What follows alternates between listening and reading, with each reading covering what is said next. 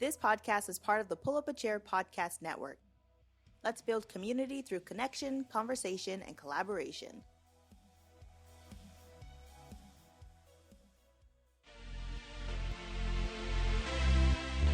This podcast is sponsored by Lever Consulting, editing with a purpose. Check them out at leverconsulting.com for a free consultation.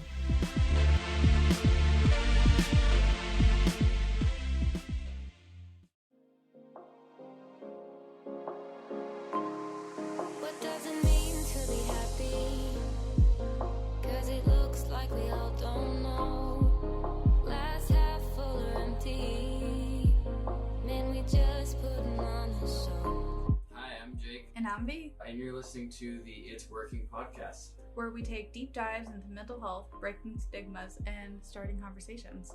Oh, you know, I try to find a purpose in my life to drive me, to guide me. Oh, doctor, I feel dead inside.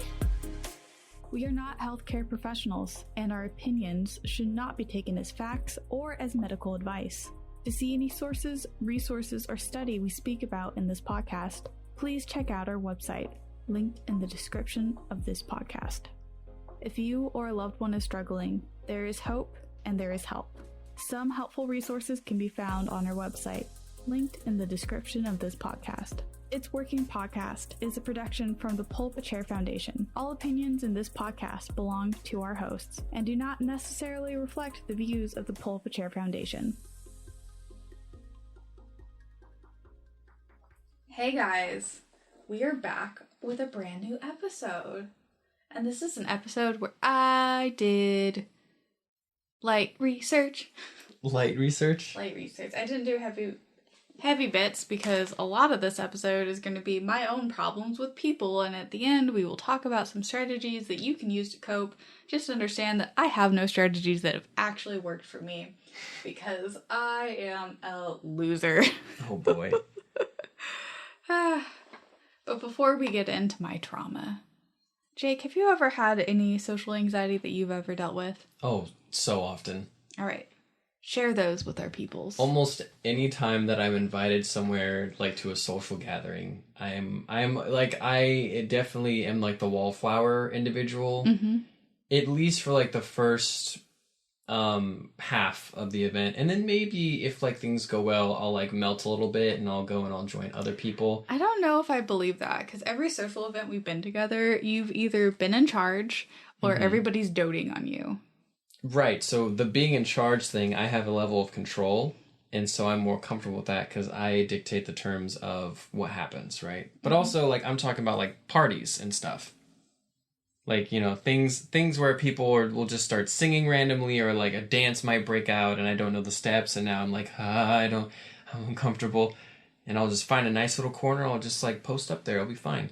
Weddings, notoriously weddings, oh my god. I don't know how to dance, and so when people take to the dance floor and they just start dancing casually to like songs the DJ puts on, I hate it and I just go and hide. Interesting. Interesting. Yeah, I don't dance. So there's a song by a country artist, and the song is about alcohol, and one of the lines is, "It helps white people dance." Maybe you could try that. I believe it, but on that note, I also don't drink, so Yeah. I'm just stuck either way. I mean, it's probably good for you. Alcohol is technically a toxin that humans ingest because we're weird like that. We are weird like that. We are We weird do like a lot of things to ourselves that don't make sense. Yes. Like putting this episode on the roster, for example. I've been dreading this all season because I am a nut job. And now that we're doing this, I'm wondering if we can replace this episode with a different episode that I am more comfortable talking about. Would you say that you're having some level of social anxiety in the midst of having this conversation?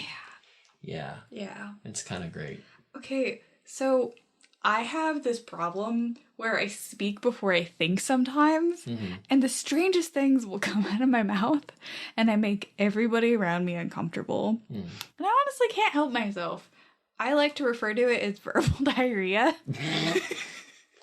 I think you're not the only one that refers to it as that, actually. And it makes my husband cringe to, like, no end, but I'm like, oh, sorry, a little verbal diarrhea I'm sharing with you.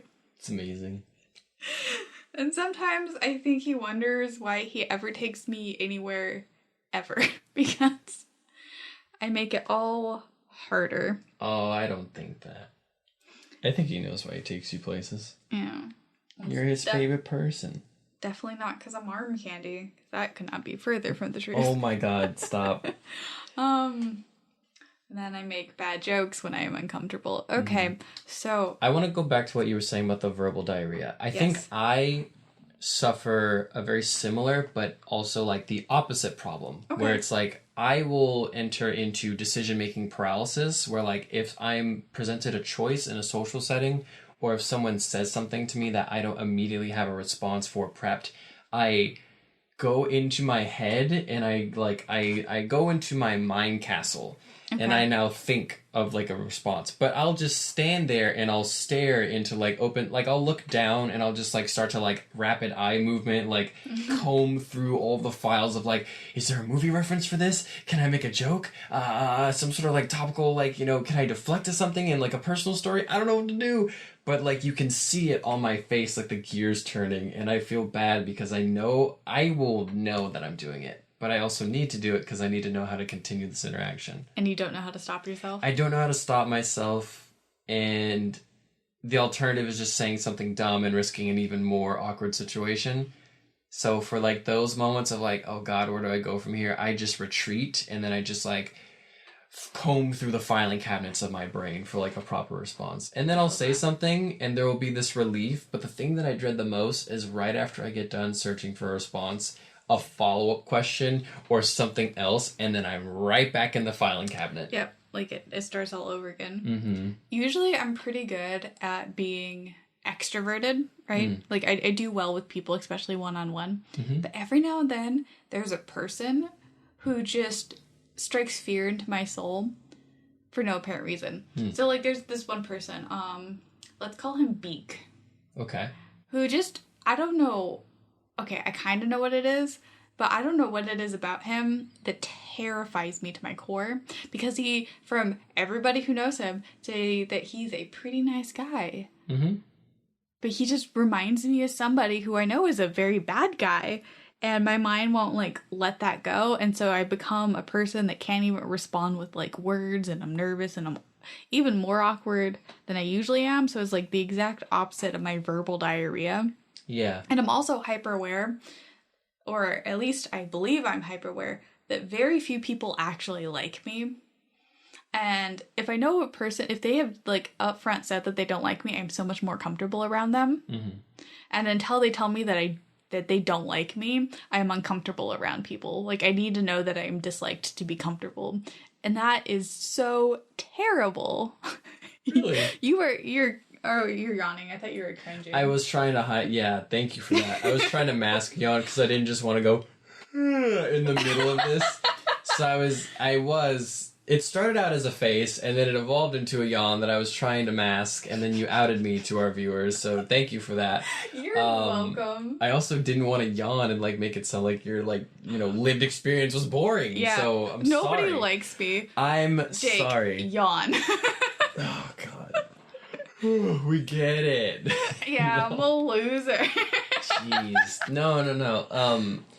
You know, I think that's fair though. Like it's terrifying, and I feel like that's because I know a couple other people that feel the same way. Is like it's nerve-wracking unless you know exactly where you stand with someone, including like I just don't like you, and it's like, oh, thank God. Yeah, well, now I can just move on. Yeah. Yeah, like I am so much more comfortable around people who are mean to me than people that are nice to me.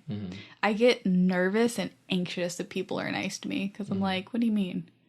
I'm terrible. I'm like actually the worst, so treat me as such. Which is so toxic. Like I am so much meaner to me than I think anybody else does.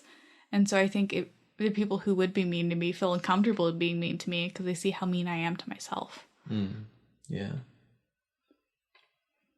But it's just like, tell me I'm ugly so we can get the job done. Oh my God.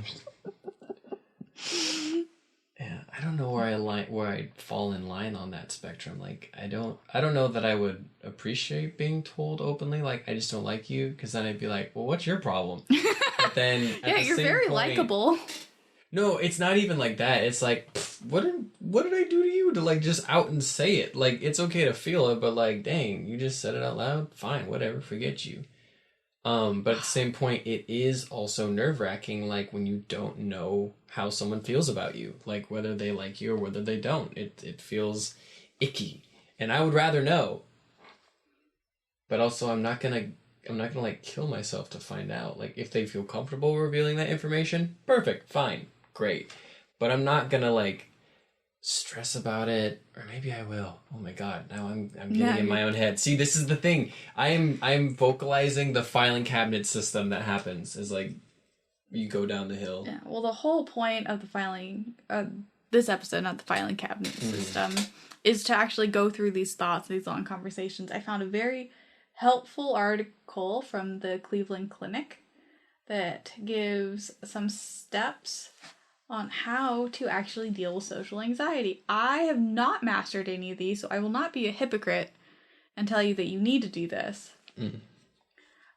All these tips in this particular article were written by experts, people who actually have degrees and job experience in it. Are you ready? Are you ready to learn with me, Jake? I'm ready, yeah. Okay. So Dr. Potter has been working in the field of psychology for the last 30 years, so let's start with some of her advice. First one being practicing public speaking. So this is more for people to mild to moderate, which is where I think I'd place myself. So, you know, I can still function in society for the most part, but I just have these uncomfortable feelings and verbal diarrhea. So, for those who have mid to moderate social anxiety disorder, for example, maybe not causing you panic attacks, find ways to practice public speaking is the best approach. She suggests things such as Toastmasters, and for those of you who don't know what Toastmasters are, they're basically groups that get together and do speeches in front of each other. Really? Yeah, so you've heard of the Master Gardeners, right? They're just people who get together to, like, work on gardening and help and, like, improve the, like, world knowledge on it. I'm gonna level with you. I've never heard of the Master Gardeners, but Really? continue. It's a nationwide network of people who work on gardening. Let me think of another fascinating. organization. I can't think of one, but it's like a giant social club that you can find in almost any city. Toastmasters, I actually heard about when I was in college because you could join the club instead of taking a public speaking course. It's basically like organized debates and like unprofessional TED Talks and stuff like that. It's a really great club if you're wanting to just learn how to do it. Now, not everybody in there is a professional in the field. A lot of people go to these clubs to learn to get better. So don't feel like you're going to go in there with a bunch of people who are seasoned debaters and public speakers, because you're not. You're going to go there, there's going to be a handful of people who are seasoned, people who are intermediate, and people who are just getting into it, like you. So there's that. I try against a mirror, and then I start insulting the lady in the mirror. So if you're not great about being nice to yourself, maybe practicing in front of a mirror might not be helpful, like how it hasn't been for me. But if you should try it, at least go to a mirror, talk to yourself, see how it feels, see how you sound. When I took a public speaking course in college before I got onto my radio show, one of the things that we were told is to just record ourselves. Have a conversation with a microphone, or if you can, in front of a camera, to check out your body language, your intonation, your projection, your enunciation, and all of that. Have you ever tried practicing, Jake? Mr. Reading my research before I even talk about it. Well, yeah. I was going to say, so Toastmasters sounds kind of similar to, I was going to equate it to, like, Dungeons and Dragons. Like, I've noticed that, ever since I threw myself into the seat of power as, like, a game master, like, it's really helped with, like, the social anxiety aspect of, like, talking to people, because, you know, you have to be all the people in the world for your party. And you're like standing up and you're addressing like a crowd of people who, I mean, it's, I think, easier because they're your friends and like you guys have all sort of agreed, consented to be at the game table for a couple hours and listen to each other talk in silly voices or talk about silly things like how you're going to put that goblin in a chokehold or, you know, something like that. But it takes a lot of the pressure off of having to address a crowd or speak in a public setting. And I think it would work in a very similar fashion. So as you're talking about the Toastmasters, I can't help but feel like a similar experience I've gone through with that would have been playing Dungeons and Dragons. I see. That makes a lot of sense. Yeah. Since you're over here reading my notes, would you like to introduce the next one? I was skimming. You're eye hustling is what you're doing. I wasn't eye hustling. You're I eye was hustling. skimming. No, truthfully, I can't read from that far away. Sure you can. Okay, well, point number 2 was cognitive behavioral therapy. I'm sure you know, there's many different types of therapy, one of the most popular being talk therapy. Cognitive behavioral therapy involves making changes to the way that you think about situations. So this comes up all the time. I know we've talked about changing your thought patterns for many of the different episodes, especially around imposter syndrome and self-esteem, and this is the exact same way. So, like, I'm going into the situation, I'm going to have a panic attack, this isn't going to work, I need to leave. Right. Instead, I'm going to go into the situation, I'm probably going to be anxious during it, but that's okay, because I'm going to be okay. Right. So, acknowledging how you're feeling, because how you're feeling is valid, but not letting those feelings overcome you. And finding strategies and ways to talk yourself out of it, to reassure yourself during it, and to ultimately get yourself through it. I think that's a very important distinction to make because it's a different approach from just like calling yourself like stupid for being afraid of those things, because I feel like that has like a doubling effect. Which is exactly what I do, and it's not very helpful. I do it too sometimes where I'll tell myself like, you know, I'll recognize how I'm feeling, but then I won't give myself the room to like validate those feelings. I'll just be like, that's dumb, stop it. Yeah. And then you feel extra bad because now you've established that the way that you're feeling about the situation is incorrect, but you still feel that way. So you are being like, you're doubly wrong now. Yeah, it's a bad cycle. So that's the best way to address it. And then the next one that Dr. Potter recommends is slowly introducing yourself to anxiety-inducing situations in small portions. Going back to her first point, going to a Toastmasters, where you will probably be pretty anxious your first time, but that's okay, because you're probably not going to speak your first time there. You're probably going to listen to other people speak. And then you can go in with a speech that you might want to do and get some advice on it, on how to improve it, on how to up your writing skills. Yeah. And then maybe one-on-one with somebody there to see how their thoughts on it and to improve it from there. And eventually working your way up to actually doing the speech in front of the whole Toastmasters group that you're with. Yeah. Or, going to your D&D example, showing up to a public D&D event, maybe not even playing, maybe just watching other people play. Yeah. Then making a character with somebody, getting some advice on that, learning the rule set a little bit more. Or asking someone about their character to get in that. Yeah. That's an even better first step. Eventually working your way to being a player at a table, having a character get into the leadership role. And eventually you'll end up as the DM for a table. That is how it started for me, I think. Yeah, so just like slowly introducing yourself into stuff that makes you anxious, bit by bit. Yeah. And teaching and showing yourself that you can do it. You can get past these feelings. You may be feeling them, but that doesn't mean they get to control you. No, that's solid advice. Okay. And it's less of the, because I mean I hear the other school of thought where it's like, oh, just jump in, right? Like, you know, cannonball your way through life. But I like that approach because it's more like the tiptoe in, and it's a little more comfortable. I still think some portions of life you should cannonball in, but not social anxiety. I think you it is important to like discuss like it's okay to like, dip a toe in and then, walk a little bit and then walk a little bit further till you're like at your ankles and then knees and then all the way in eventually. Yeah. Dr. Potter knows her stuff. She's a very smart person. Mm-hmm. All right, moving on. She also recommends reaching out to your support system for help, letting them know what your goals are, what your wants are, and having them play a more active role in getting you through it, which I can't imagine doing personally. Yeah, that one's a difficult one because you have to establish a support group, right? Yeah. And that sometimes seems like an insurmountable task. It's like if you don't have a built-in one from like family or church, then you have to go out and find one. And that can be hard, especially if you're dealing with social anxiety. Yeah. Like that particular one's like, ooh, you obviously already had your toes in it a little bit, or you had a built-in network who honestly should have helped you out before it got to this point, but that's a failure on them, not on you. Mm-hmm. And then her last kernel of wisdom is to just check in with yourself.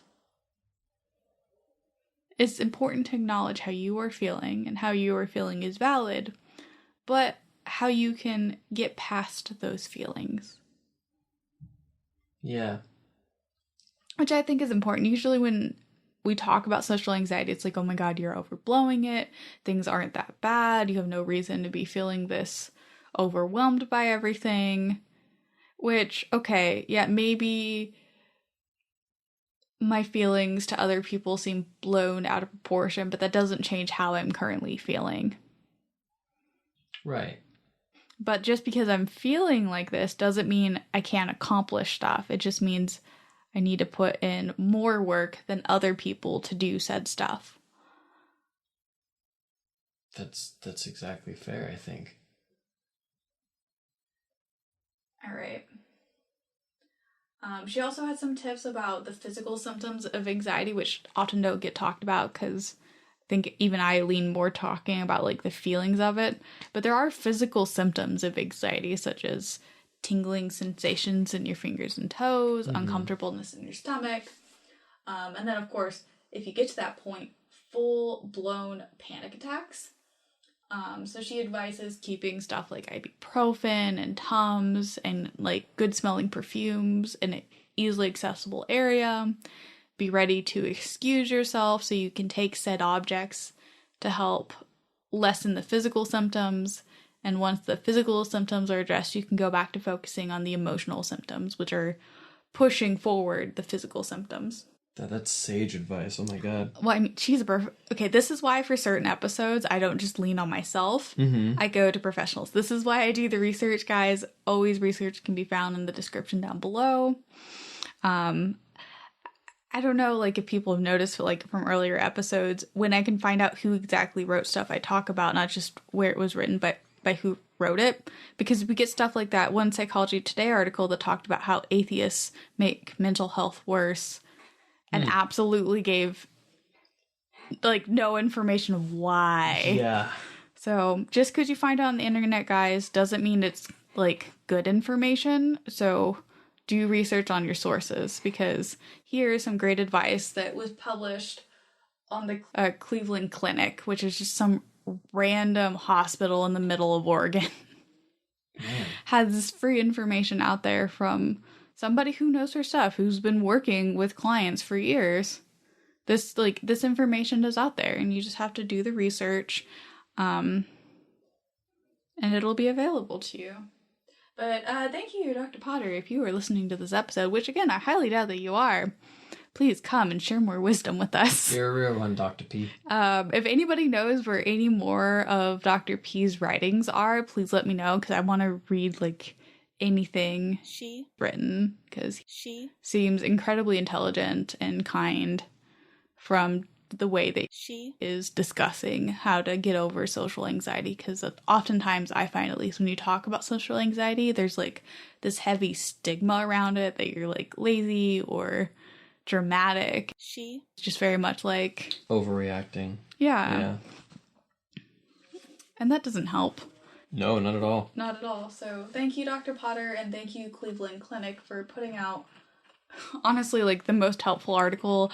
Again, I probably won't follow this advice because I'm pig-headed and stubborn and Even though you should set be. my I know. I'm gonna be honest here. I'm a hypocrite. Do as I say, not as I do. Oh my God. Be better than me. Have me as your bad example in life. Or challenge yourself and do the work with them. See, I've been trying with the imposter syndrome and the self-deprecation, but I've been failing hard. So at this point, I give up on myself. I'm a lost cause. No. Oh my God, that is not something...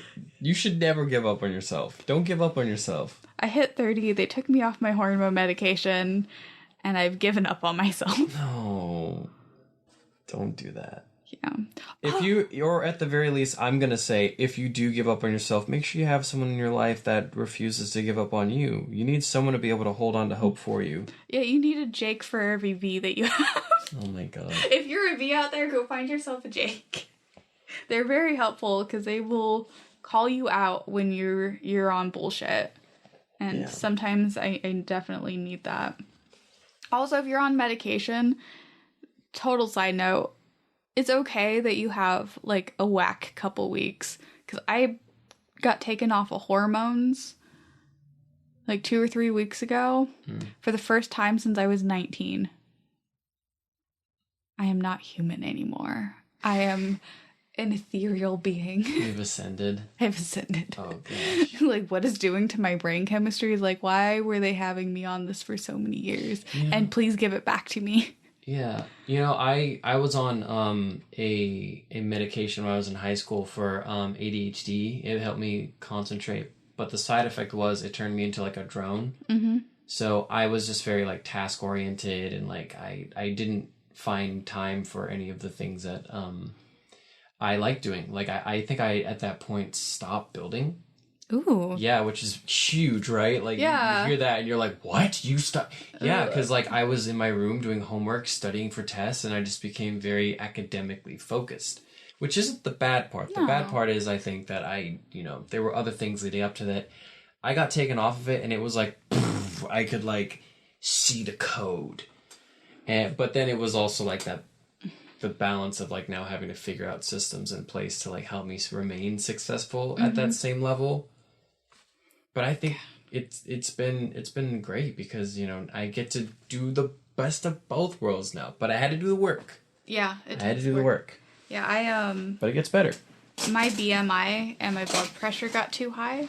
And so they took me off of my birth control, which had additional hormones put in to help with my emotional regulations. And I didn't realize how much they helped me just function. And now they'll be able to I had a couple things they wanted to diagnose me with that they couldn't while I was on medication. And so maybe I'll get other diagnoses, but it doesn't change the fact that I can't think or function the way that I have been used to think or functioning for the last 10 years. And I am having physical symptoms that I haven't experienced since I was so young. And my body is so different. And it was just man, 3 extra pounds is all it took for you guys to be like, no more meds for you. Painful.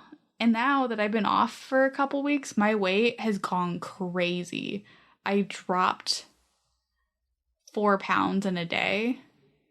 Oh my God. 1 week. And then between 3 days ago and now I'm up 5.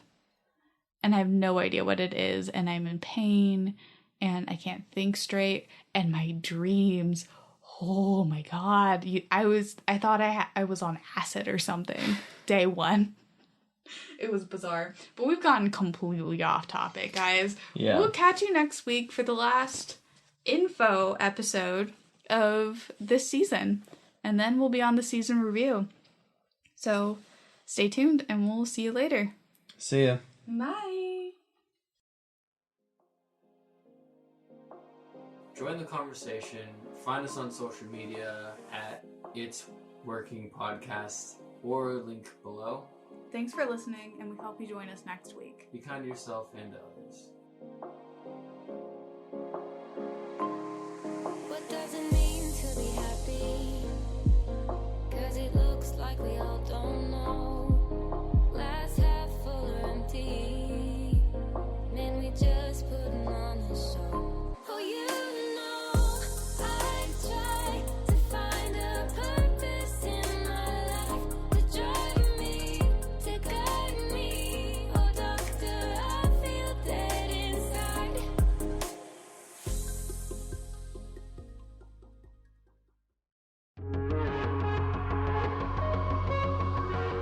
Sarah and Scooter Podcast is a conversation between, you guessed it, Sarah and Scooter. We are not experts on any of these topics. Just hoping to spark something like an idea, conversation, or even a revelation. Subjects will vary depending on our friends, family, and community. Sometimes it will be what we want to talk about. New episodes drop every week on all of your favorite podcast formats. So pull up a chair and And let's talk about stuff.